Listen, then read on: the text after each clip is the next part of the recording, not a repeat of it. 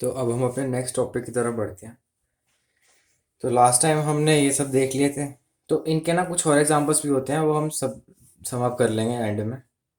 Electrolytic reduction refining के time पर zinc का होता है, बट जब हम रिडक्शन के टाइम पर हम इलेक्ट्रोलाइसिस की बात करें, ठीक है, तो वो होता है एल्यूमिनियम का और ग्रुप 1 और 2 के मेटल्स का। अब आते हैं जोन रिफाइनिंग पर। Zone refining is applicable only if impurities of metal are more soluble in melt than solid. ठीक है, generally applied for to obtain semiconductors like silicon और germanium। तो जितने भी semiconductors एलिमेंट्स हैं, सिलिकन, जर्मेनियम, ठीक है, आर्सेनियम, ये सब के सब जो हैं सेमीकंडक्टर्स, उनकी रिफाइनिंग के लिए हम जोन रिफाइनिंग प्रोसेस यूज़ करते हैं। A circular heater is allowed to run over metal rod, impurities being more soluble in melt, so move along with heater and get concentrated at one end, which can be cut off to obtain pure metal। ठीक है, तो इसमें से सिर्फ examples important है कि zone refining में कौन कौन से एलिमेंट्स यूज़ करते हैं। जितने भी सेमीकंडक्टर्स एलिमेंट्स हैं वो क्वेश्चन पूछ सकता है एग्जांपल्स के बेसिस पे कि जोन रिफाइनिंग किस में यूज़ होती है, तो सेमीकंडक्टर आंसर चला जाएगा। नेक्स्ट पार्ट आते हैं वेफर फेज रिवाइनिंग। वेफर फेज रिवाइनिंग में क्या होता है, जो भी हमारा कॉम्प्लेक्स है, ठीक है, उसे एक सूटेबल रिएजेंट के साथ, जो हमारा मेटल है उसका एक कॉम्प्लेक्स बनाते हैं सूटेबल रिएजेंट के साथ, ठीक है, और फिर उसी कॉम्प्लेक्स को हम तोड़ देते हैं टू ऑब्टेन प्योर मेटल। ठीक है, इसमें ये होता है और ये सेम है हमारा लीचिंग जैसा, क्योंकि उसमें भी हम रिएजेंट के साथ कॉम्प्लेक्स बना रहे थे। जैसे बॉक्साइट और के लिए हमने NaOH यूज़ किया था, उसके बाद CO2 डालकर NaHCO3 रिलीज़ करा दिया था और हमारे पास हाइड्रेटेड Al2O3 आ गया था, दैट इज़ Al2O3.XH2O। फिर उसको हमने हीट किया था 1400 केल्विन के अराउंड और हमें कंसनट्रेटेड बॉक्साइट और मिल गया था। ऐसे ही हमने जब गोल्ड और सिल्वर के लिए लीचिंग करी थी तो उसके अंदर हमने NaCN को यूज़ किया था और साथ में जिंक को यूज़ किया था as a better complexing agent, जो कि हमने प्रीवियस प्रोसेस में बॉक्साइड के प्रोसेस में कार्बन डाइऑक्साइड यूज़ करी थी। ठीक है, उसके बाद एक कॉम्प्लेक्स बना था। अच्छा, उस कॉम्प्लेक्स का फॉर्मूला भी कहीं जगह पूछ लेते हैं वो। ठीक है, सिंपली दे देंगे कि ये रिएक्शन है, इसमें बन क्या रहा है, तो वो कॉम्प्लेक्स का फॉर्मूला भी पूछ लेते हैं कई बार। ठीक है, तो हमें ये बात याद रखनी है कि जितना भी हम मेटल लेंगे उसका डबल NaCl लेना पड़ेगा। ठीक है, उसका हमें डबल NaCN लेना पड़ेगा। तो जैसे 4 टाइम्स मेटल लिया तो NaCN2 लेंगे। ठीक है, और इसका कॉम्प्लेक्स बना देंगे और इस पर चार्ज -1 होगा। हमें इस कॉम्प्लेक्स का जो फॉर्मूला है वो अच्छे से याद रखना है कि NaCN 2 टाइम्स लेंगे। हम जब सवाल करेंगे इस चैप्टर के तो उसमें क्वेश्चन दे रखा होगा, ये रिएक्शन दे रखी होगी, गोल्ड या सिल्वर दे रखा होगा, उसका रिएक्शन NaCN से करवा रखा होगा। ठीक है, और साथ में ऑक्सीजन डाल रखा होगा जो कि इस प्रोसेस में ऑक्सीडाइजिंग एजेंट की तरह काम करता है और ना कि CN- एज ऑक्सीडाइजिंग एजेंट की तरह काम नहीं करता। ठीक है, तो इसमें वो पूछ रखा है कि इस कॉम्प्लेक्स का फॉर्मूला बताओ, तो जो NaCN है वो 2 टाइम्स लेना पड़ेगा।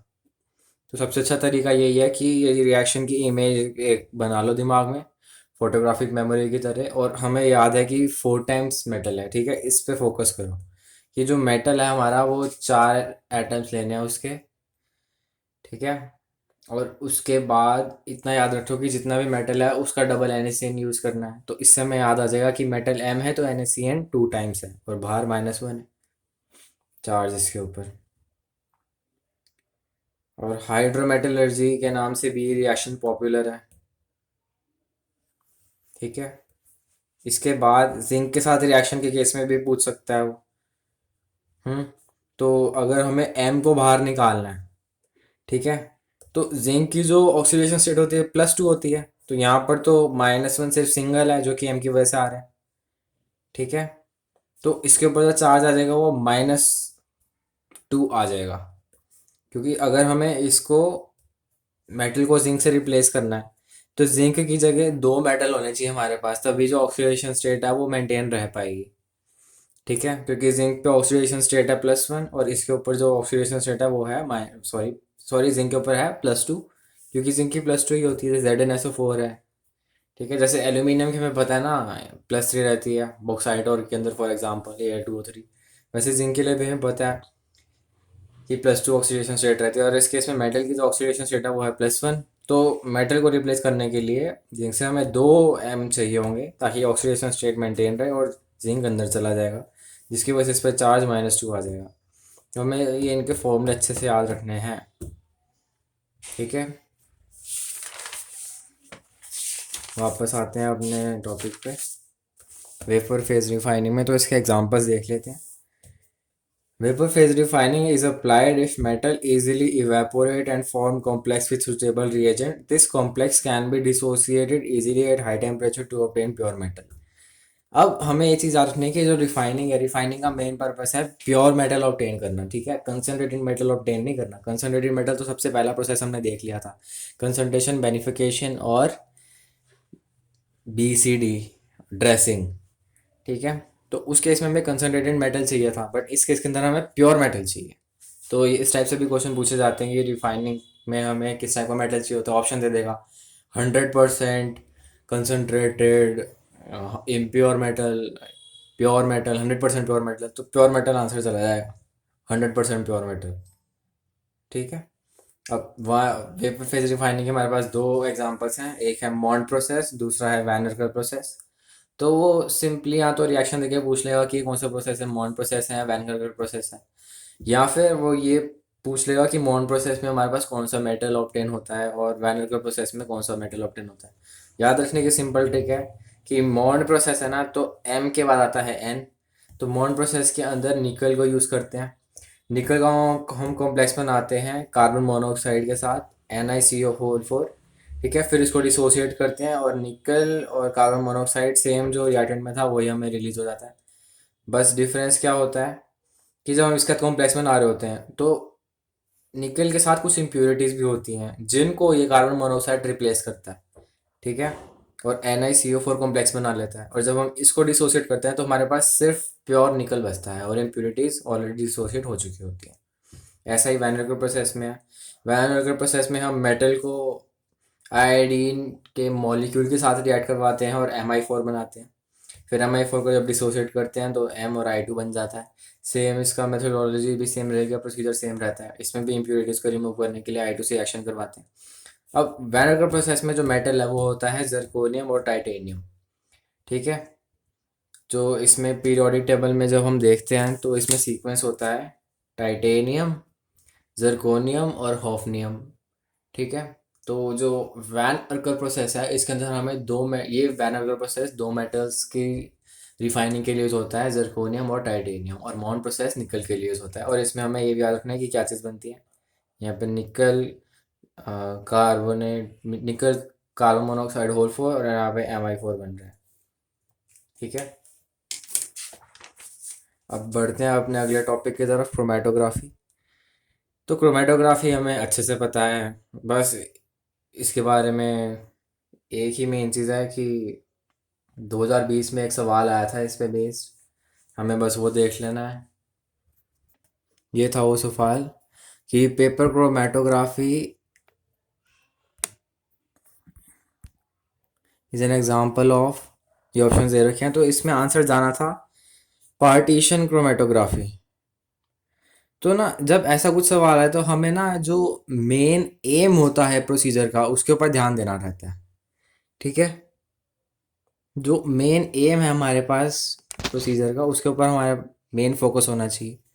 अब क्रोमेटोग्राफी के अंदर एड्जॉर्प्शन होता है, ये तो हमें पता है, तो एड्जॉर्प्शन आंसर टिका देते हैं बच्चे। बट जो मेन एम है हमें वो आंसर जाना है, तो पार्टीशन करना होता है। तो हम क्रोमेटोग्राफी करते क्यों हैं, ताकि जो हम कलर यूज़ कर रहे हैं उसके मेन पिगमेंट्स का जितना भी उसमें पिगमेंट्स हैं जो हमारे कलर में, ठीक है, जैसे हम जब क्लोरोफिल का क्रोमेटोग्राफी करते हैं, या फिर जैसे हम स्कूल में करते हैं कि कोई सा भी इंक ले ली और उसे क्रोमेटोग्राफी प्रोसेस उस पर अप्लाई करते हैं, तो हमारे पास डिफरेंट लेयर्स में उसके पिगमेंट्स आ जाते हैं कि वो जो कलर है वो किन किन कलर्स से कौन कौन सी पिगमेंटेशंस से मिलकर बना है।